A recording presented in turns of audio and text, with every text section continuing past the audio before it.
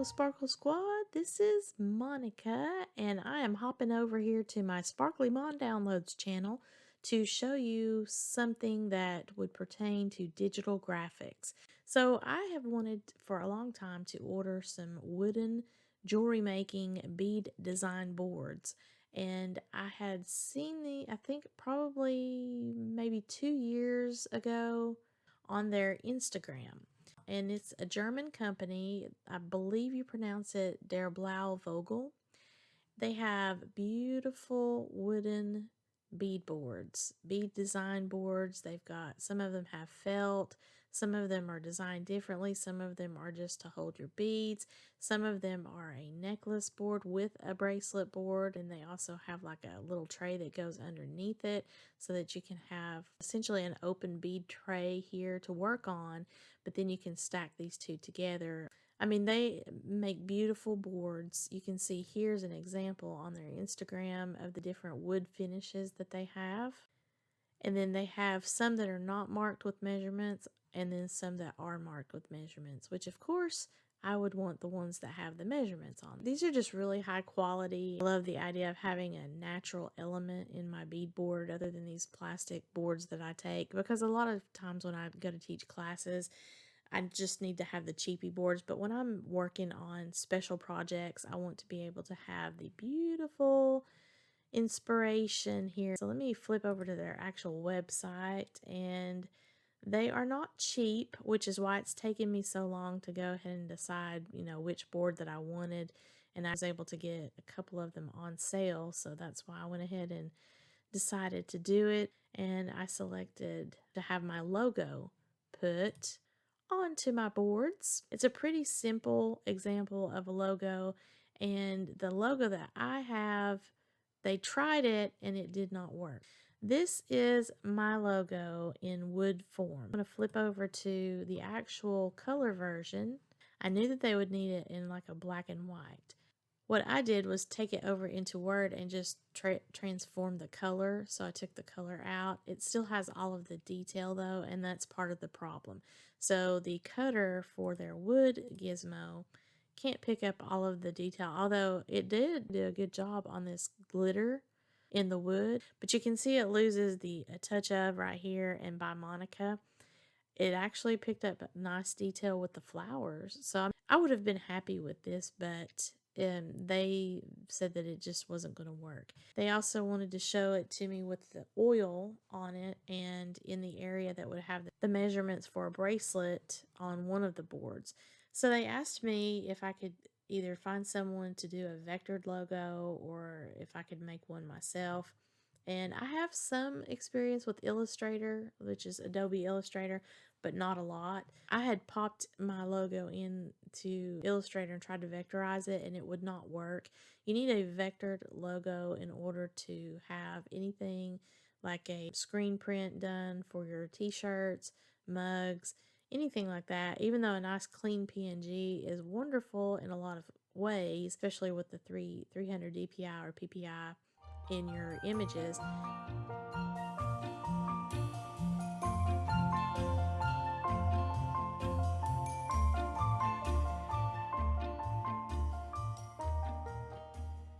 You still need to have a vectorized image if you want to be able to do a logo on some wood. I'm in Illustrator right now, and this is what I came up with. It's black and white. It's simple. There aren't a lot of detailed flowers and all that stuff, but I was still able to incorporate a floral element with, this is supposed to be a lily, and a lot of you know that the stargazer lily is part of my branding because I just love that flower, but also it's that bright pink and it coordinates with my blue and pinks that I do. I wanted the floppy hat, and you'd be surprised how hard it is to find the floppy hat. I am originally from Tennessee, and although this isn't like the Kentucky Derby where I'm actually living in Kentucky now, I still like the idea of like the floppy hat pulling in the southern vibe. It also is kind of pretty, and I'm selling handmade jewelry, so I wanted the jewelry element and a little bit of sparkle. I was able to keep the font, so I put all of this together using Canva. Now this is everything all put together, but you can see as I scroll over, there's individual parts that make up the whole logo overall. So this is a 5.208 inch by 5.208 inch square. That translates over into the pixels of a 500 by 500. And it looks good. It looks very clean because I'm using these black and white images. Now, if you've not ever used Canva before, you've got a lot of ways to search for elements. You search for fashion hat. They had a lot of different versions of hats. They have a lot of floppy hats. And I really lucked out by finding this one, even though I didn't really want the bow. It still looks good for what I'm trying to do. So when I go over here to the wooden picture, you can see anything that is lighter is popped up, and anything that is darker, like the black color, is carved into the wood. So that's something to keep in mind, how the black and white is going to affect on whatever it is that you're working on. In my case, it's a carving into wood. So anything that is black or dark will be recessed, and anything that is light or white will be popped up. That's something that I wanted to keep in mind when I went over here to Canva and how I designed this. A lot of these elements just work beautifully, so that was great for me. I was surprised actually that I found this. Now, had I had this access back in 2013, whenever I was trying to struggle and hire people to do a logo for me, oh my goodness, this having Canva is really just opened up all kinds of possibilities for me. But it still didn't do everything because I had to vectorize the file.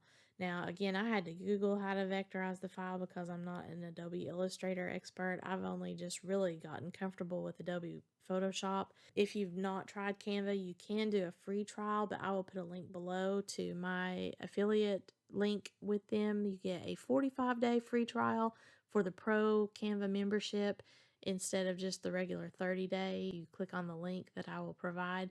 So you might want to try that out. The free version of Canva does not give you the Pro version to test out. So you're going to be missing a lot of the elements, a lot of the features that you would get if you did the free 45-day trial, because that is the Pro trial, which gives you everything. I do all kinds of things. This is actually my personal. So let me flip over and show you my Canva Creatives, where I do most of my business work. And you can see in my designs, I've got tons of different things. I create slides for my videos, and that can have, thumbnail with stationary pieces, or it could be a video that I can have where it's actually playing something. So, I mean, there's all sorts of things that I've used Canva for, and they're constantly improving it every day. You can see if I wanted to play this video for you guys, all I've got to do is play it. And this is all stuff that I have searched, including the video. I've made the logo piece. I've put all of the information on here. All of these are elements. And it has collectively made a little video slide that I can use in my YouTube. This is just all kinds of information for you, but I really have enjoyed using Canva, and it saved my bacon for this situation here. Anyway, on my website, you can see this is the other logo with the hat, the little floppy hat. Now, these are happy colors. I love my little blue and pink beads and hat, and then my little jewelry form that is on the other version of my logo. I mean, I love this, although the text right here, I've been working on trying to get that with a white stroke around it for the holidays, and it really makes a difference. So I'm going to do that to the blue and pink one. I want to keep, obviously, the blue and pink. And then even though you got the black and white here, now that it's got the stroke around it, their machine just would not be able to do the carving. So that's why I had to then, after leaving Canva, once I've created a logo, move it into Adobe Illustrator. So you come into Adobe and then you would hit place. You would find the image. In my case, I had saved the Canva image as a PNG. So I placed my Canva image on here, which at that point it's just the PNG, meaning it has no moving parts. It's just one solid image with a transparent background. Now, another thing too that I learned, because when you first open up Illustrator, you're not going to see it the way that you're seeing it right now with the transparency. So I've got the high transparency grid here. When I do that, this is what it looks like when you bring an image into Adobe Illustrator. It just auto defaults to white, but it's not really white in behind your image like it would be a JPEG. This is really still transparent, but I didn't know that. So you just have to go to View and then, then come down here and look at Show Transparency Grid, and then that makes it to where you can see what parts of your image really are transparent. Now this line here is the fact that I have chosen the letter size of the sheet, and then my actual image is this size here, which was that 500 by 500, but after I vectorized it, was able to bring it up to, I believe now it's 1500. Let's see, let me do File, New. I'm going to say Letter and Create. So see, it automatically populates this white screen. Then I want to place a picture. I don't want the vector. I actually want the PNG that I've saved from Canva. So now I have imported to place the image. See how it's moving around with my cursor? I have to actually touch down on the paper and then pull it. And then it has placed it on my canvas. And at that point, I can move it around because it's all one image. And you can see that it's fuzzy. So if I click out of that, you can see here how fuzzy it looks. And that's because it's not been vectored yet, or vectorized, however you want to say it. So all I have to do was click on the image, and you can see it's got the box and everything. And keep an eye on it when I hit the button. I'm going to go up here to Image Trace. This says it converts the image into a tracing object. And you have some options here, however you want to do the tracing. I am working with a black and white logo, so that's what I chose. When you hit that, you see how that cleared up? I mean, it was like instant. Now, some people say on those YouTube videos where I'm watching people doing this very thing that it may not clear it up completely. And then you just have to kind of tweak it by changing some of the parameters. But what happens now is you need to hit expand, and it changes all of the tracing, which that's what we just did, is we traced all of the components in this image.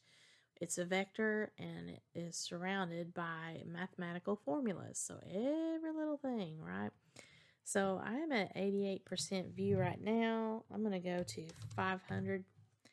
And when you're real close, you can see you've got anchors that lead into a path like the line.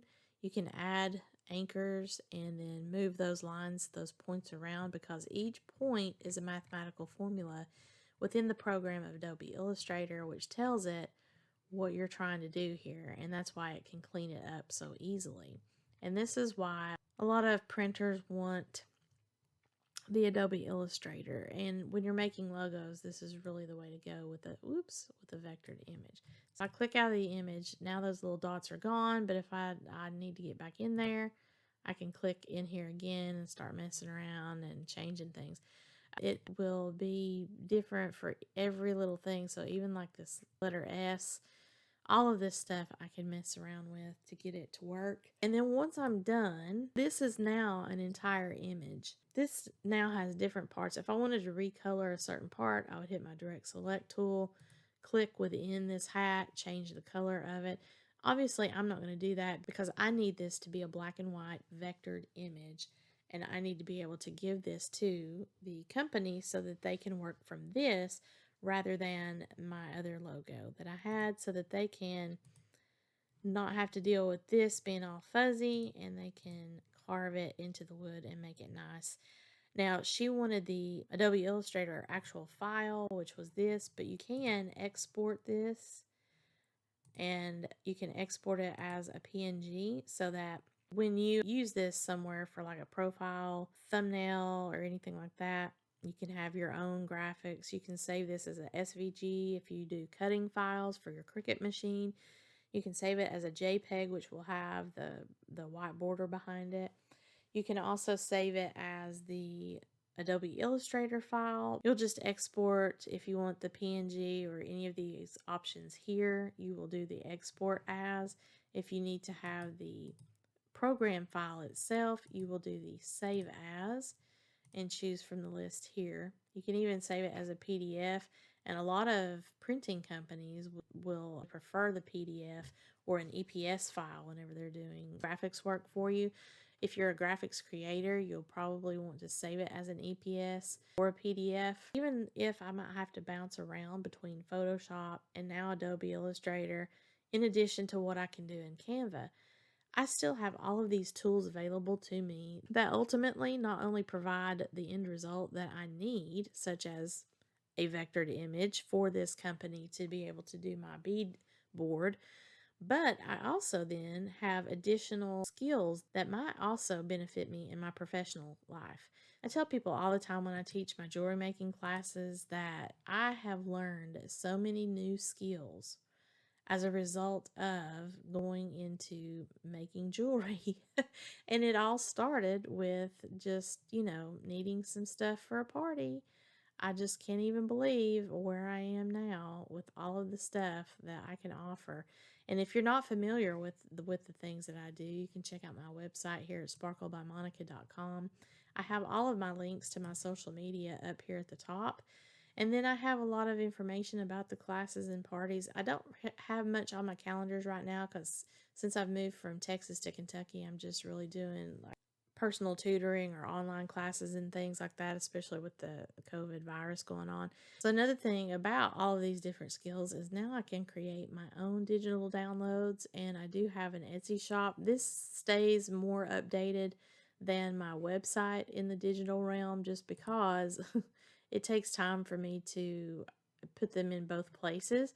But I do have my digital downloads available here on my website.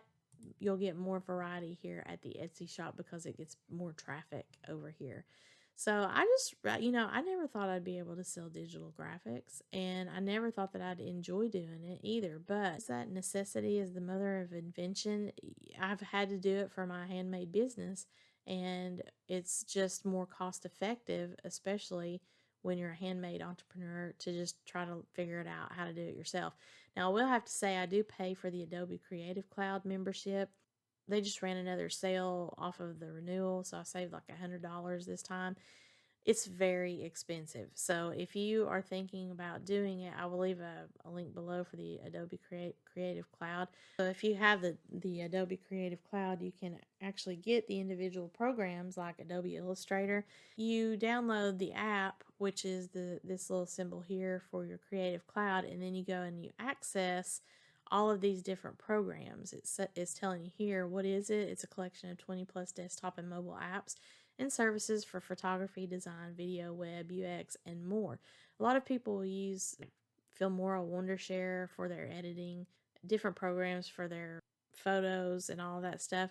I use Creative Cloud for everything because in my professional world, I have to do a lot of things with PDF files, and I might need to add signatures. I might need to actually edit the text or whatever. So I already have to have that. And then Photoshop has become very important in my digital stuff that I do for my handmade business.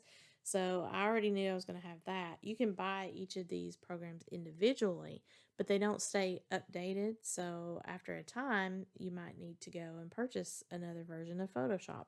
Or some people use Photoshop Elements. That's great, but it doesn't give you the full scale functionality as the full Photoshop load does.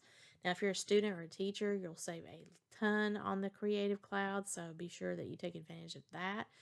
I use the Photoshop and the Illustrator. InDesign's pretty neat, but I haven't really messed around with it a lot. There's the Acrobat. Premiere Pro is the other program that I have dabbled with somewhat, but I'm nowhere near a professional. Again, I keep just checking the YouTube videos and Googling different things that I need to try, but that helps me gain skill with it.